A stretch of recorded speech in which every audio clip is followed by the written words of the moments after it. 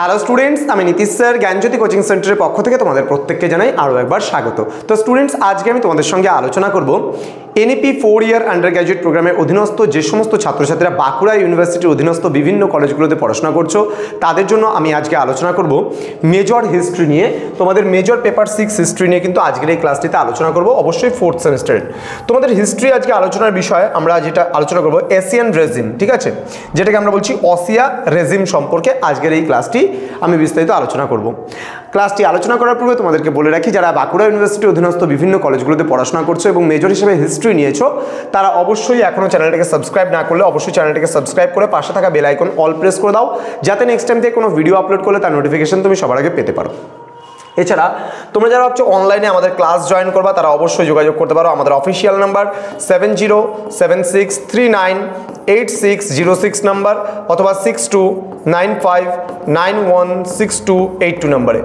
ওকে, তোমাদের total course fee যেটা থাকছে সেটা কিন্তু 1199 থাকে পুরো কোর্স ফি, কিন্তু এই মুহূর্তে আমরা অফার দিচ্ছি মাত্র 499 রুপিসের বিনিময়ে তোমরা পুরো প্যাকেজটা কোর্সটা পেয়ে যাচ্ছ 4th সেমিস্টারের। তো দেরি না করে আজই যোগাযোগ করো আমাদের সঙ্গে এবং যুক্ত হয়ে যাও আমাদের অনলাইন ক্লাসে। চলো শুরু করছি আজকের এই ক্লাসটা ডিটেলসে। দেখো, অসিয়ারিজম কথার অর্থ হলো পুরাতন তন্ত্র। দেখো কি বলছে, অসিয়ারিজম কথার অর্থ হলো প্রাচীন আমল বা পূর্বতন সমাজ বা পুরাতন তন্ত্রও আমরা বলতে পারি। 1789 খ্রিস্টাব্দে আমরা জানি কি ফরাসি বিপ্লব হয়েছিল। তাহলে ফরাসি বিপ্লবের প্রাককালে বা আগে ফ্রান্সের যে সমাজ ব্যবস্থা প্রচলিত ছিল তাকেই কিন্তু আমরা বলছি অসিয়ারিজম বা পূর্বতন সমাজ। এখানে বলেছে দেখো, 1789 খ্রিস্টাব্দে ফরাসি বিপ্লবের পূর্বে ফ্রান্সে বুর্বো রাজবংশের, ঠিক আছে, রাজাদের বুর্বো রাজবংশের বা রাজাদের আমলকে অসিয়ারিজম বলা হতো। কারণ 1789 খ্রিস্টাব্দে ফরাসি বিপ্লব সংঘটিত হয়েছিল, তার আগের যে সমাজ ছিল সেখানে বুর্বো রাজারা শাসন করতো ফ্রান্সে, তো সেই সময়কালকে বলছে অসিয়ারিজম।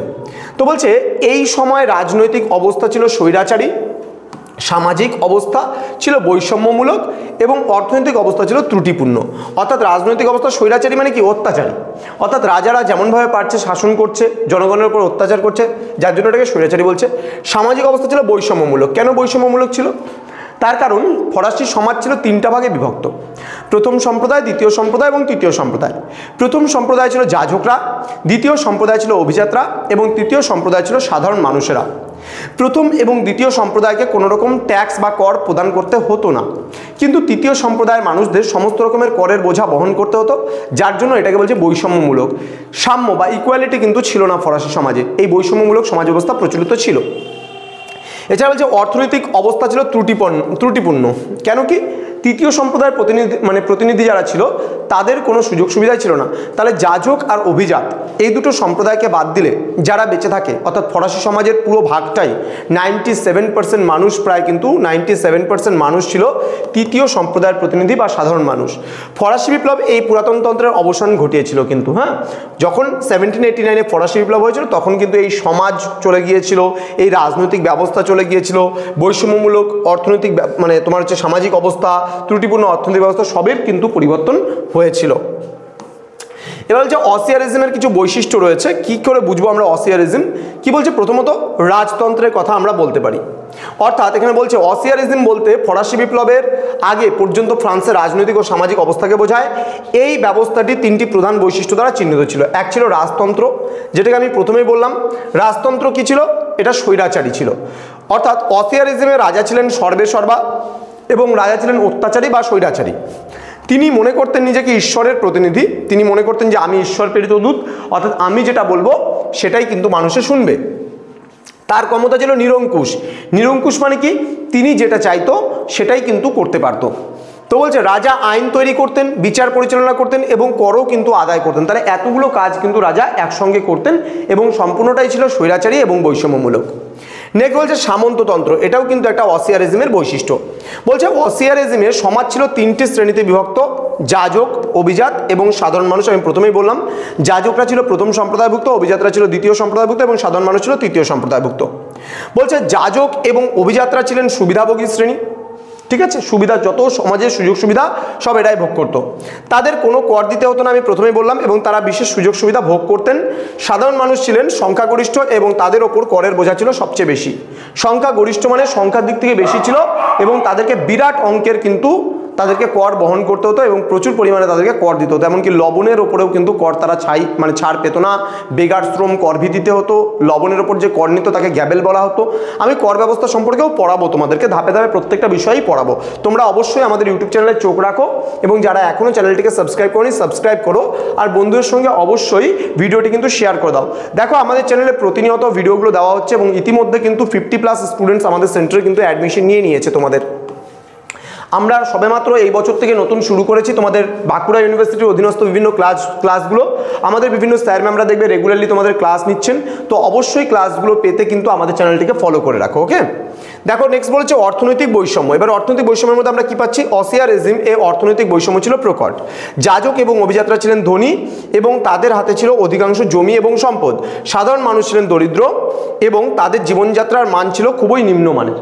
তাহলে তাদের এই যে সাধারণ মানুষ যারা ছিল তাদের অবস্থা কিন্তু খুব খারাপ ছিল এবং তাদের অবস্থা খুব নিম্নমানের ছিল। ওকে, তো স্টুডেন্টস অসিয়ারিজমের দুর্বলতাগুলো কি কি ছিল সেটা আমরা এখন জেনে নেব। দেখো কি বলছে, প্রথমত রাজার স্বেচ্ছাচারিতা, এটা একটা দুর্বলতা ছিল। রাজা নিজের ইচ্ছা মতন যা খুশি তাই করতে পারত এবং তিনি নিরঙ্কুশ ক্ষমতার অধিকারী ছিলেন এবং তিনি ছিলেন স্বৈরাচারী, তিনি তার ইচ্ছা মতোই কিন্তু দেশ চালাতেন। এটা একটা দুর্বলতা আমরা বলতে পারি। তাহলে কোনো সমাজে যদি মানুষের ওপর যদি প্রভুত্ব কায়েম করা হয় তাহলে কিন্তু সেই সমাজ ব্যবস্থা কিন্তু একটা সময় পরে ধ্বংসের মুখে যাবেই যাবে। নেক্সট বলছে সামাজিক বৈষম্য। সমাজ ছিল 3টে শ্রেণীতে বিভক্ত এবং যাজক অভিযাত্রা ছিলেন সুবিধাভোগী শ্রেণী। এর ফলে সাধারণ মানুষের মধ্যে কিন্তু দিনের পর দিন ক্ষোভ বাড়ছিল। নেক্সট হচ্ছে অর্থনৈতিক সংকট। আমি বলেই দিলাম বারবার, ফ্রান্সের অর্থনীতি ছিল দুর্বল এবং করের বোঝা ছিল সাধারণ মানুষের ওপর। এর ফলে অর্থনৈতিক সংকট কিন্তু আরও ঘনীভূত হয়ে যাচ্ছিল। তো অসিয়ারিজমের দুর্বলতাগুলো ফরাসি বিপ্লবের অন্যতম প্রধান কারণ ছিল আমরা বলতে পারি এবং 1789 সালে ফরাসি বিপ্লবের মাধ্যমে অসিয়ারিজমের অবসান ঘটে এবং ফ্রান্সে কিন্তু একটা নতুন রাজনৈতিক ও সমাজ ব্যবস্থার কিন্তু উদ্ভব ঘটেছিল, এটা আমরা ইজিলিভাবে বলতে পারি। তো এই ছিল আজকের ক্লাস, আমার অসিয়ারিজম সম্পর্কিত আলোচনা। তোমাদের এটা 5 মার্কসের জন্য তোমরা অবশ্যই পড়বা, তোমাদের 5 মার্কসের ক্যাটাগরি অনুযায়ী প্রশ্ন আসে। 5 মার্কসের জন্য এটা অবশ্যই পড়বো অসিয়ারিজম।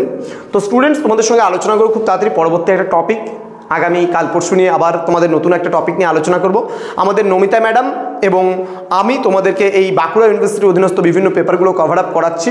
তোমরা প্রতিনিয়ত ক্লাসগুলো পেতে অবশ্যই আমাদের চ্যানেলটিকে ফলো করে সাবস্ক্রাইব করে পাশে থাকা বেল আইকন অল প্রেস করে দাও, বন্ধুদের সঙ্গে ভিডিওটি শেয়ার করো।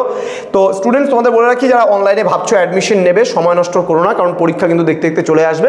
আমাদের অফিসিয়াল নাম্বার এখানে দেওয়া রইলো, তোমরা এটাকে স্ক্রিনশট করে নিতে পারো। তোমরা অবশ্যই চাইলে পরে আমাদের সঙ্গে যোগাযোগ করতে পারো এবং মাত্র 1199 টাকা টোটাল কোর্স ফি আমাদের থাকে, কিন্তু আমরা এখন অফার দিচ্ছি, পুরো এই সেমিস্টারটাই তোমরা অফারে পাবে। তারা 499 রুপিসের বিনিময়ে পুরো সেমিস্টারের কোর্স ফি কিন্তু সব সাবজেক্টস, বিশেষ করে এখন আমরা মেজর মাইনরটা প্রোভাইড করছি এবং তারপর ধাপে ধাপে তোমাদের যে কম্পালসারি সাবজেক্টগুলো রয়েছে সেগুলোও কিন্তু আমরা প্রোভাইড করব। দেখা হচ্ছে তোমাদের সঙ্গে খুব তাড়াতাড়ি আরও একটা নতুন ভিডিও নিয়ে। তোমরা প্রত্যেকে ভালো থেকো, সুস্থ থেকো। Thank you so much, thanks for watching after all, thank you.